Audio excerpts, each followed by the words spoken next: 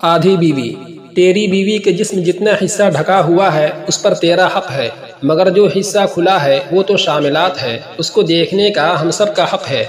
کہتے ہیں قاہرہ سے اسوان جانے والی گاڑی میں سوار اس عمر رسیدہ شخص کی عمر کم از کم تو 60 ہوگی، اور اوپر سے اس کی وضاقتہ اور لباس ہر زاویے سے دیہاتی، مگر جہاں دیدہ اور سمجھدار بندہ لگتا تھا۔ ایک اسٹیشن پر گاڑی رکی تو ایک نوجوان جوڑا سوار ہوا جو اس بوڑھے کے سامنے والی نشست پر آن بیٹھا۔ صاف لگتا تھا کہ نو بیاہتا ہے،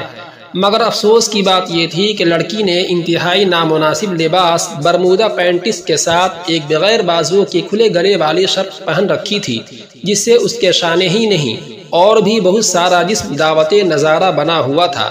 مصر میں ایسا لباس پہننا کوئی اچھوتا کام نہیں، اور نہ ہی کوئی ایسا لباس پہننے کسی لڑکی کو شوہدے پن سے دیکھتا یا تاڑتا ہے، مگر دوسرے مسافروں کے ساتھ ساتھ لڑکی کے خاوند کی حیرت دید کے قابل تھی کہ اس بوڑھے نے لڑکی کو دیدے پھاڑ پھاڑ کر دیکھنا شروع کر دیا تھا۔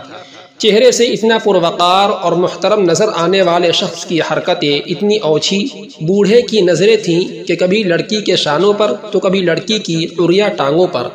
اوپر سے مستزاد یہ کہ بوڑھے نے اب تو باقاعدہ اپنی تھوڑی کے نیچے اپنی ہتھیلیاں ٹیک کر گویا منظر سے تسلی کے ساتھ لطف اندوز ہونا شروع کر دیا تھا۔ بوڑھے کی ان حرکات سے جہاں لڑکی بے چین پہلو پر پہلو بدل رہی تھی، وہیں لڑکا بھی غصے سے تلملا رہا تھا۔ بالآخر اس نے پھٹتے ہوئے کہا، بڑے میاں کچھ تو حیا کرو، شرم آنی چاہیے تمہیں، اپنی عمر دیکھو اور اپنی حرکتیں دیکھو، اپنا منہ دوسری طرف کرو اور میری بیوی کو سکون سے بیٹھنے دو۔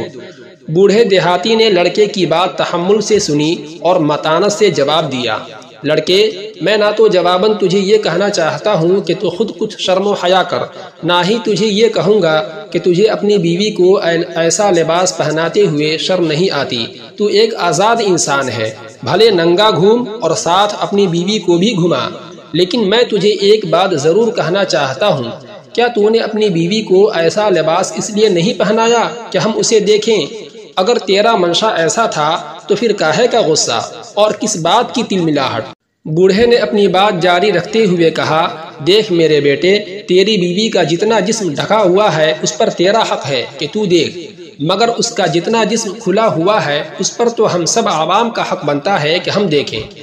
اور اگر تجھے میرا اتنا قریب ہو کر تیری بیوی کو دیکھنا برا لگا ہے تو میرا نہیں، میری نظروں کا قصور ہے جو کمزور ہے اور مجھے دیکھنے کے لیے نزدیک ہونا پڑتا ہے۔